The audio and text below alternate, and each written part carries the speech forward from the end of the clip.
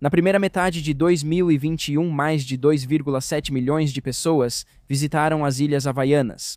Antes da pandemia, as paisagens deslumbrantes atraíam mais de 5 milhões de pessoas nesse mesmo período. Com suas águas azul turquesa e praias intocadas, não é de se admirar que milhões de turistas vão ao Havaí todos os anos. Mas como em qualquer outro lugar, o Havaí é assombrado pelos fantasmas persistentes de crimes não solucionados, sendo o mais famoso o caso da jovem de 19 anos Lisa A.O.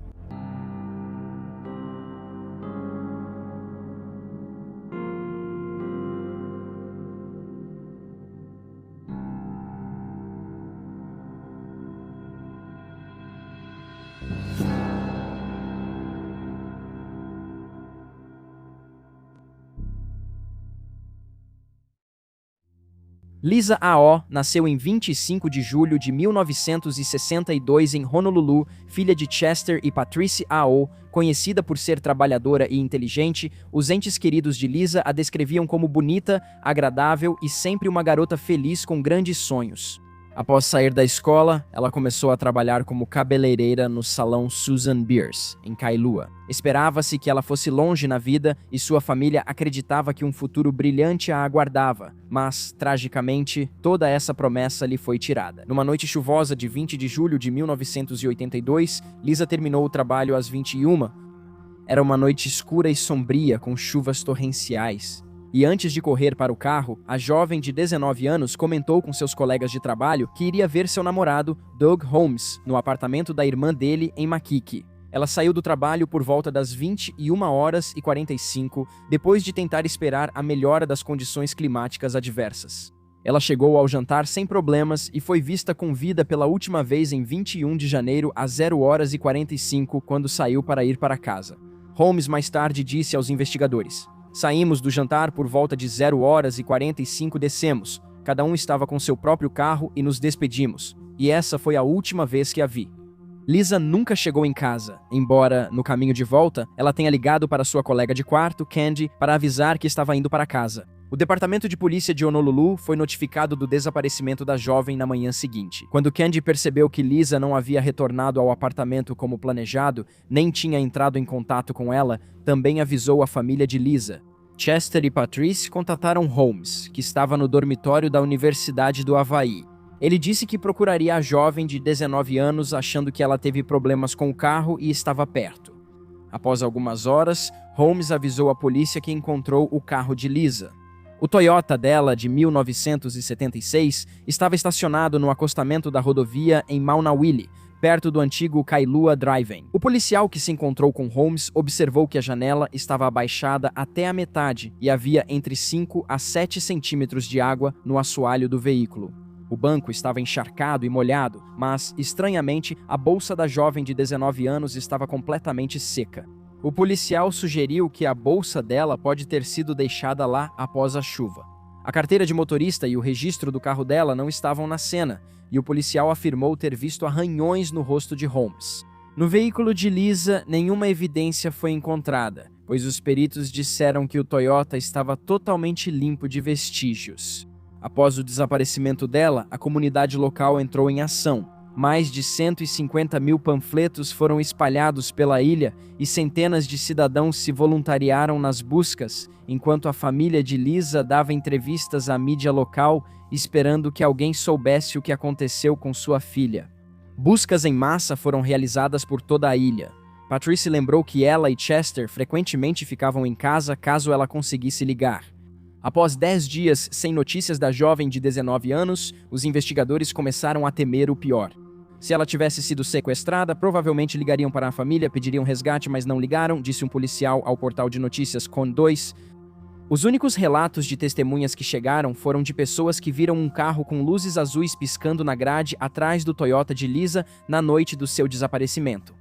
Isso levou a muita especulação de que um policial ou alguém se passando por um esteve envolvido no desaparecimento. Em 31 de janeiro de 1982, 10 dias após Lisa ter sido vista pela última vez, seu corpo foi encontrado por um corredor, nu e em decomposição. Seus restos mortais foram encontrados em um desfiladeiro perto de Tantalus, em Makiki, cerca de 12 metros abaixo de um barranco. ela estava de bruços na grama alta, como se tivesse sido jogada do lado da estrada. Infelizmente, o corpo dela havia se decomposto a tal ponto que a causa da morte não pôde ser determinada, embora o caso ainda tenha sido classificado como homicídio, dadas as circunstâncias. Quando o caso passou da unidade de pessoas desaparecidas para os detetives de homicídios, Bert Corniel, um tenente da Divisão de Investigações Criminais, passou a participar.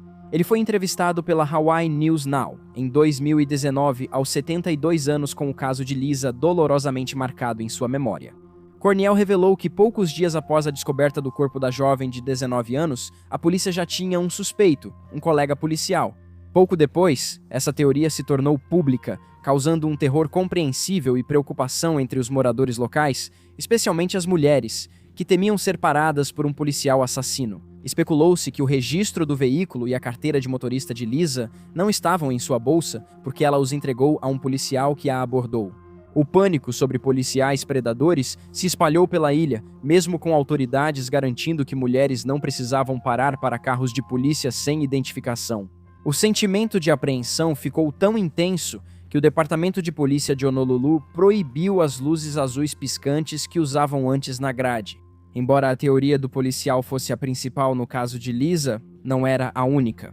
Havia algumas conjecturas de que ela foi sequestrada de seu veículo e morta em outro lugar, ou que o veículo foi colocado em Kailua depois para parecer que foi ali que ela havia parado e de onde foi levada, versão que prevaleceu por quase um ano. Um grande júri ouviu as evidências contra o policial em específico que havia sido identificado pela unidade de homicídios. Apesar da investigação prolongada, o promotor da cidade na época não conseguiu obter uma denúncia formal. Segundo o investigador policial aposentado Bert Corniel, a falha ocorreu devido à pressa dos policiais na investigação do caso. Eles provavelmente precisavam encontrar um suspeito para acalmar o pânico do público e aliviar a pressão que estava sendo colocada sobre eles pelos superiores. Corniel disse ao Hawaii News Now que eles haviam tirado conclusões precipitadas. Após o nome do policial vazar, outra mulher relatou que ele também a abordou com luzes azuis no carro descaracterizado na mesma noite da morte de Lisa. O policial admitiu ter parado essa mulher para alertá-la sobre sua direção errática, mas negou ter parado Lisa ou estar envolvido em sua morte. Principais provas contra o policial incluíam a acusação de outra mulher que afirmou ter sido parada por ele em uma abordagem de trânsito suspeita, que ele morava perto de Lisa e que uma denúncia de assédio sexual havia sido feita contra ele por uma jovem durante uma patrulha de observação com a polícia. Nada disso, porém, convenceu o júri a indiciá-lo. Bert Corniel acredita que esse resultado manchou o caso, pois expôs as falhas dos investigadores e desestimulou os promotores a seguirem com o processo. Ele também afirmou que a investigação mal feita e sem empenho basicamente fechou a possibilidade de explorar outras teorias e linhas de prova. E até hoje, quase 4 décadas depois, muitos moradores locais ainda acreditam que um policial foi o responsável pela morte de Lisa. Além da natureza corrupta da acusação, um policial chamado Michael Raffelt foi instruído a dizer ao grande júri que viu o carro de Lisa e um policial de patrulha junto ao carro na noite do desaparecimento. Michael se recusou a mentir e não testemunhou. Ele orientava o trânsito após um deslizamento perto de onde o carro de Lisa foi achado na manhã seguinte, e sempre afirmou que não tinha visto a jovem de 19 anos nem o Toyota dela. Naquela noite, Corniel decidiu recomeçar após a falta de uma acusação formal, rastreando e entrevistando testemunhas que a investigação inicial não procurou ou simplesmente ignorou. Enquanto trabalhava, ele reuniu evidências que, em sua opinião, refutavam a ideia de que um policial predador tinha Lisa como alvo. Refazendo os últimos passos da jovem de 19 anos, ele descobriu a carteira de motorista dela, que havia sido deixada em uma loja onde ela parou depois do trabalho. Ela teve que mostrar a identidade para preencher um cheque. O fato de as autoridades não terem conseguido realizar uma tarefa tão simples quanto rastrear os últimos passos de Lisa deixou claro que a investigação inicial realmente foi muito ruim. Com a carteira de motorista nas mãos das autoridades, Corniel tinha certeza de que Lisa não fora parada por um policial. Depois, ele foi ao prédio em Makiki, onde a jovem de 19 anos foi vista com vida pela última vez e descobriu que um segurança ainda não tinha sido contatado pela polícia. O segurança, Thomas Thornberg, contou a Corniel que testemunhou Lisa e seu namorado discutindo naquela noite por volta das 23h antes de ela sair dirigindo, sendo seguida pouco depois por Holmes. O próprio Holmes não havia mencionado à polícia que o casal havia brigado.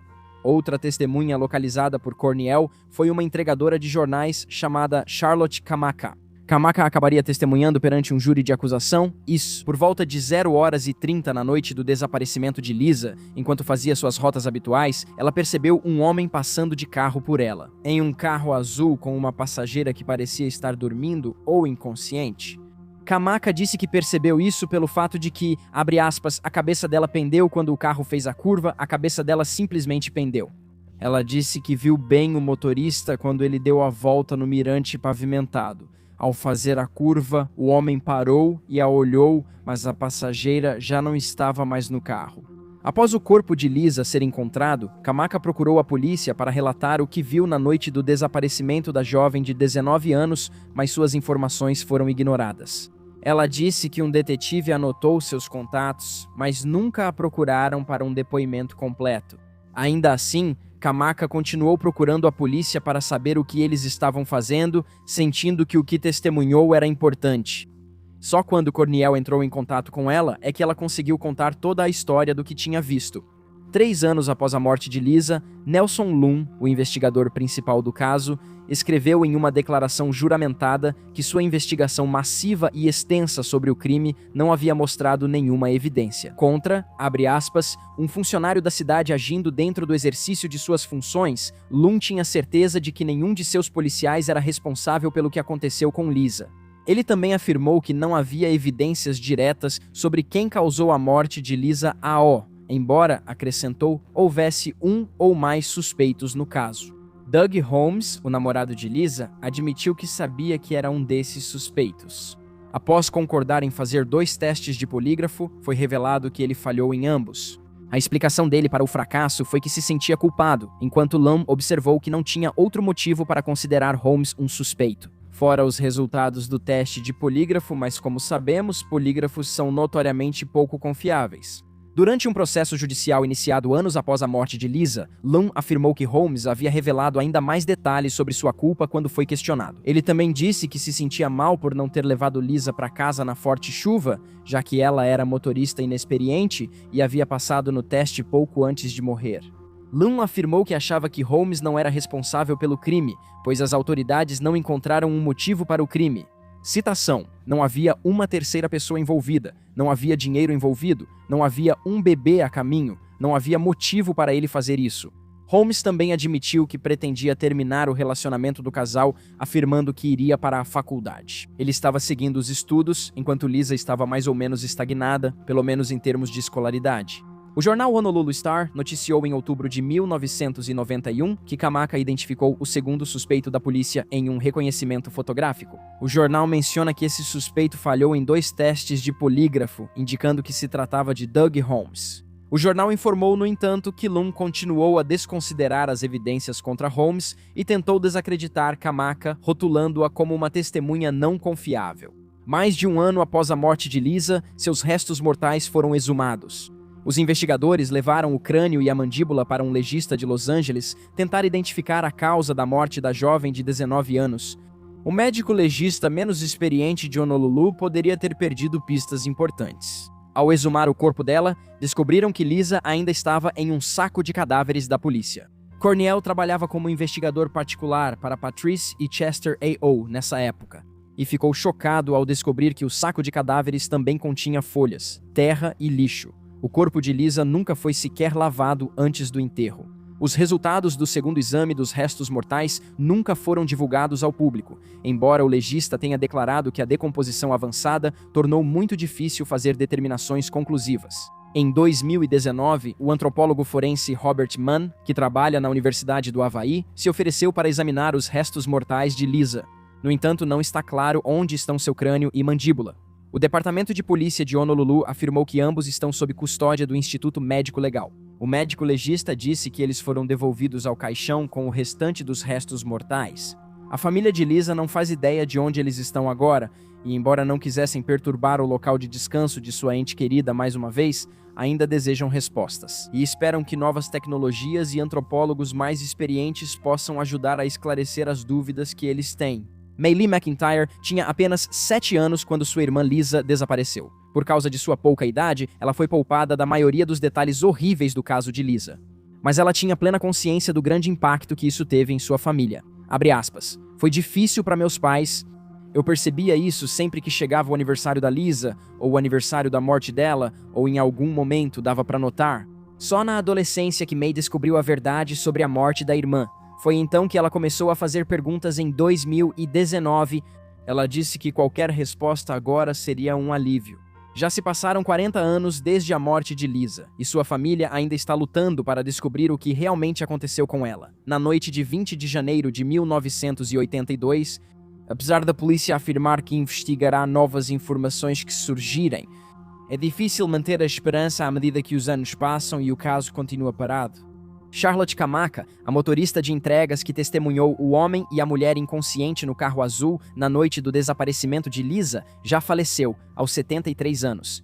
Thomas Thornberg, o segurança do condomínio onde a irmã de Holmes morava, também faleceu. Nos anos que se passaram, os pais de Lisa já faleceram e o casal se divorciou em 1990. May afirma que o casamento deles se desintegrou após a morte de Lisa. Chester faleceu em 1998 e foi enterrado ao lado de sua filha no Valley of the Temples, enquanto Patrice faleceu em 1992 e foi enterrada no Hawaiian Memorial Park.